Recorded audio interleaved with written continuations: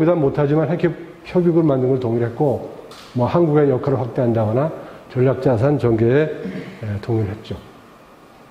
이제 최근에 한미 정상. 그러니까 이제 크게 보면 이제 우리로서는 한반도의 미래 비전, 이게 뭐냐? 한반도의 경제와 평화와 통일을 어떻게 만들어갈 것이냐. 그 중에 물론 북핵 문제와 연결되어 있지만, 제가 미국에 있을 때 항상 아쉬웠던 건 뭐냐면, 제가 국무성의 한국과장이나 다른 사람들을 만나서, 과장급이니까, 우리가 이제 이러이러한 통일, 우리 민족공제 통일 방안이라고, 이러이러한 통일을 추진하려고 한다. 미국은 지지하겠냐? 미국은 지지한다고 그래요. 근데 어떻게 얘기를 하냐면, 우리의 우방인 대한민국이 통일을 추진한다고 하기 때문에 지지한다는 거예요. 통일의 내용과 방법과 주체에 대해서는 언급이 없어요. 이번에 한미 정상회담을 보니까 이렇게 돼 있더라고요. 한미 정상 공동성명 중에 We support a unified Korean peninsula that is free and at peace. 자유롭고 평화가 있는 한반도를 지지한다. 그러니까 저게 한반도에 만들어지는 국가는 자유민주주의 시장경제 국가이라거나, 그 다음에 대한민국의 주도로 된다거나 대한민국의 정도, 이런 생각은 조금 더 안 들어있는 거예요. 안 들어있는 거예요. 그래서 한반도의 미래에 대해서 주변국대 동의를 받아야 되겠다. 특히 중요한 건 남북 관계는 국가 간의 관계예요? 어떤 관계예요? 국제사회에서 국가 간의 관계죠. 남북 사이에서는 민족 내외 특수관계예요. 그 남북이 합의한 거예요. 1991년 남북 기본합의서에 서문에 남과 북의 관계는 국가 간의 관계가 아니라 통일을 지향하는 과정에서 잠정적으로 형성된 관계가 있다. 그게 남북관계 발전법 3조에 들어가 있어요. 그건 뭐냐면 이미 국제사회에서는 서로가 인정된 관계지만 내부적으로는 통일을 지향하는 관계다. 그거를 인정해줘야 북한이 위기에 빠졌거나 있을 때 우리가 통일하려고 된단 말이에요. 그러니까 국제사회에서 남북관계는 특수한 관계를 인정해줘야 돼요. 그러니까 예를 들면 중국이 가끔 대만 문제에 대해 화를 내는 이유가 하나의 중국 원칙이다 그러잖아요. 우리 하나의 중국 원칙이니까 대한 문제 건드리지 말라 그러는데, 우리도 그렇게 남북관계는 특수한 관계다. 그래서 궁극적으로 통일되면 하나의 한반도가 될 것이다. 그 남한이 우리가 제안하는 자유롭고 평화로운 그런 경제체제, 사회체제를 만들고 통일할 것이다. 거기에 대한 지지가 있어야 아직 없는 거죠. 그러니까 사실은 이제 한미 동맹과 관련해서 여러분들은 저는 통일을 지지하는지 안 지지하는지 못하겠는데, 제가 학생들한테 물어봐도 통일을 지지하지 않는 건 아니지만, 부담이 따르는 통일은 또 적극 찬성도 안 해요. 왜냐하면 이제 통일의 비용 부담은, 통일은 흑자인데 당연히 비용 부담을 현 세대가 많이 하게 되니까 이제 그런 문제인데, 그래서 기본적으로 아까 얘기했지만 한반도 주변 사강을 고려하고 여러 가지 역사를 고려하면 우리가 통일을 이루지 않고서 진짜 멋있게 자신 있게 살 수는 없어요. 통일을 이루어야 되는데, 그러기 위해서는 남북관계는 특수한 관계다. 특수한 관계다. 그거를 인정을 받아야 되고, 한국의 주도적 역할에 대해서 우리 동맹인 미국한테부터 먼저 받아야 돼요. 미국한테부터. 이제 참고로 얘기를 하면 이런 거예요. 중국의 하나의 중국 원칙이 있지만 동서독의 경우에 서독은 동독보다 인구도 4배가 많고 영토도 많고 경제력이 훨씬 더 컸어요. 서독은 1971년 말 동서기본조약을 하면서 동독과 서독의 관계를 민족 내의 특수관계를 하기를 원했어요. 동독은 국가 간의 관계가 되기를 원했다. 그래서 동독은 내독과 독일 간의 문제를 외무성에 다뤘어요. 서독은 내독 관계성을 만든 거예요. 근데 그것이 이제 차이가 난 거였죠. 독일은 자꾸 분리하기를 원한 거예요. 분리하기를. 서독에 연계되지 않고 우리랑 살아남기를 원한. 서독은 우리 특수관계다.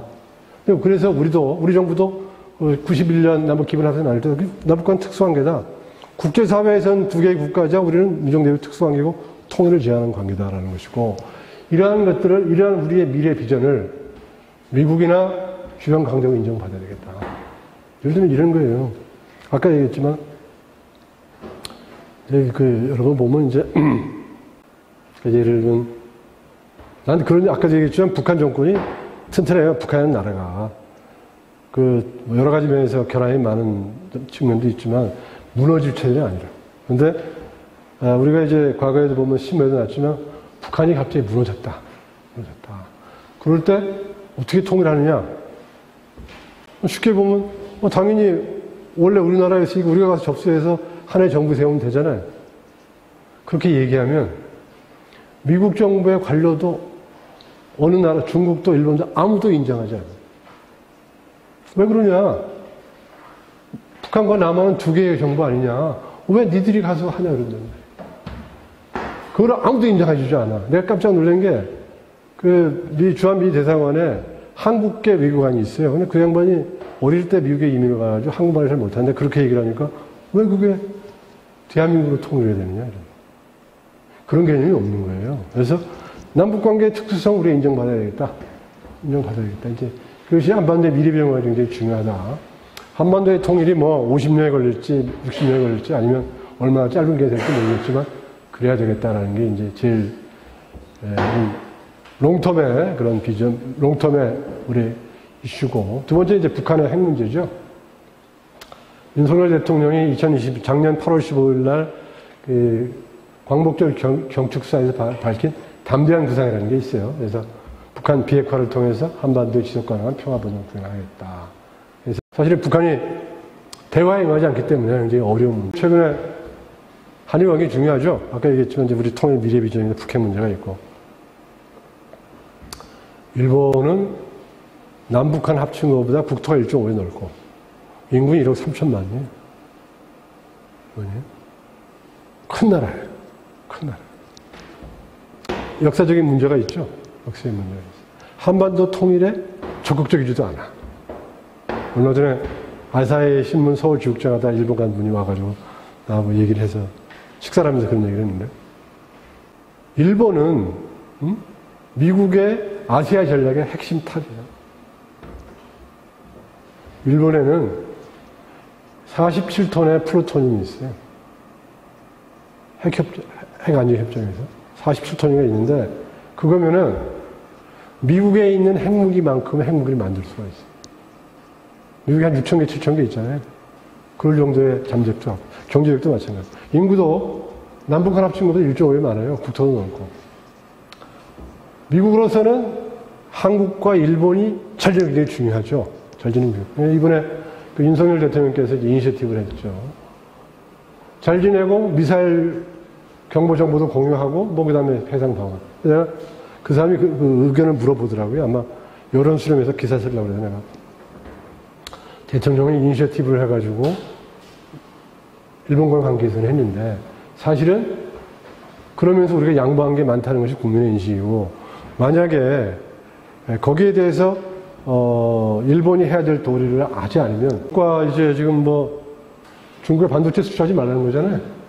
그래서 반도체, 그 다음에 무역, 공급망 이슈가 굉장히 커졌어요. 그래서 과거에는 자유롭게 자유무역 체제였는데 지금은 이제 우호적인 거 아닌 거가 굉장히 구분되어 있어서 이런 것들이 이제 한미에서 좀 다뤄질 문제죠. 한일 관계, 중국 문제, 그 다음에 이런 것들이. 그래서 사실은 한미 간에 굉장히 이슈가 많습니다. 그러니까 기본적으로 보면 한미 간에는 안보 이슈로 시작을 해서 지금 경제, 그 다음에 미래 관계까지 해서 여러 분야에서 미래 관계가 결쳐 있는데, 이러한 것들을 좀 지혜롭게 좀 잘 해나가야 싶습니다. 그리고 이제 모두에도 말씀드렸지만 한반도는 강력한 국가에 둘러싸여 있어요. 미국은 좀 멀리 태평양 멀리 떨어져 있지만 이런 관계를 어떻게 우리가 현명하게 잘 유지해 가면서 활용해 나가느냐. 이게 이제 우리의 평화롭게 사는 것, 발전하는 것, 미래 통일하는 것까지 연결이 있다고 생각합니다.